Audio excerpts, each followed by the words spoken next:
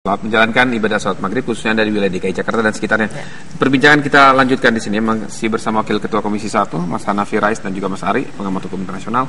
Mas Hanafi, kalau kita lihat tadi ya, bagaimana kita tahu persis ini tidak hanya sekali, bukan pelanggaran sekedar penangkapan ikan ilegal, gitu, tapi mereka berusaha untuk tidak ditindak secara hukum atas hukum internasional, atas hukum kita. Iya, mengagalkan. Nah, ini kita. Parlemen akan melakukan apa ini DPR terhadap pemerintah kita nih?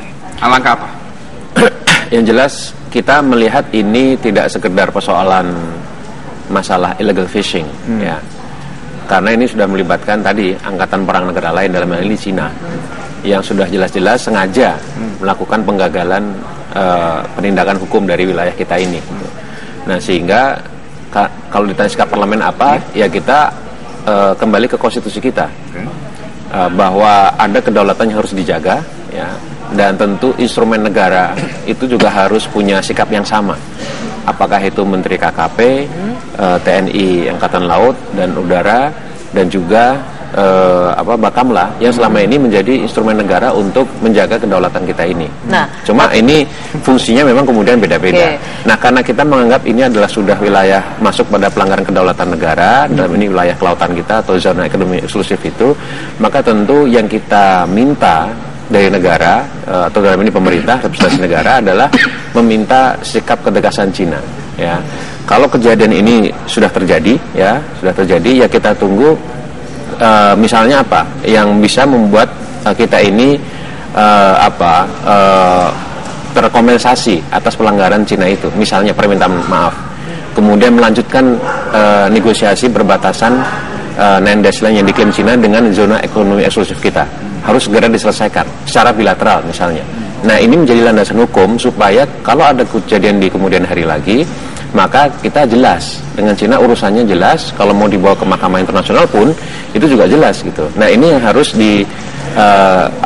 dijalankan konsekuensi dari kejadian kemarin itu. Jadi tentu kita tidak ingin ini hanya berhenti dan selesai secara begitu saja tanpa ada konsekuensi hukum kedaulatan yang jelas. Oke, Mas Hanafi, tapi tadi Anda mengatakan ini tidak hanya masalah pencurian ikan saja, masalah pertahanan dan militer juga. Cuman berbeda ini dengan Kadis Penal. Saya baca beberapa pernyataan mengatakan ini tidak ada hubungannya dengan masalah pertahanan dan militer. Ini hanya ini hanya masalah pencurian ikan saja kok. Bagaimana itu?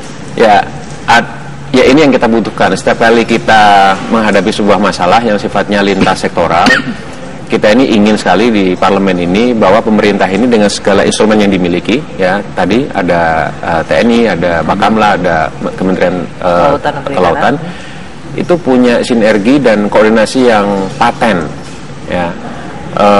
Kita memang belum punya undang-undang keamanan laut, undang-undang kelautan punya, tapi undang-undang keamanan laut kita belum punya, sedang mau akan digagas. Tetapi saya kira kita kan juga tidak bisa menunggu ini selesai karena mungkin waktunya juga masih lama. Tapi bahwa ada kejadian-kejadian semacam itu harus dilakukan koordinasi yang lebih serius, berbagi tugas, pembagian kerja, division of labor-nya juga harus tegas antara ketiga sektor ini, sehingga tidak ada saling menyalahkan. Ini kalau terungkap ke dunia internasional atau minimal ke media internasional atau regional, ini menandakan pemerintah Indonesia memang lemah nih ketika menyikapi pelanggaran-pelanggaran semacam itu. Jadi sebaiknya segera diselesaikan. Kemudian tadi fokus pada bagaimana kita minta supaya Cina juga punya tanggung jawab terhadap kasus kemarin itu. Atau jangan-jangan Cina ngajak perang, tapi nanti kita akan ulas lebih jauh lagi saja pada berikut ini.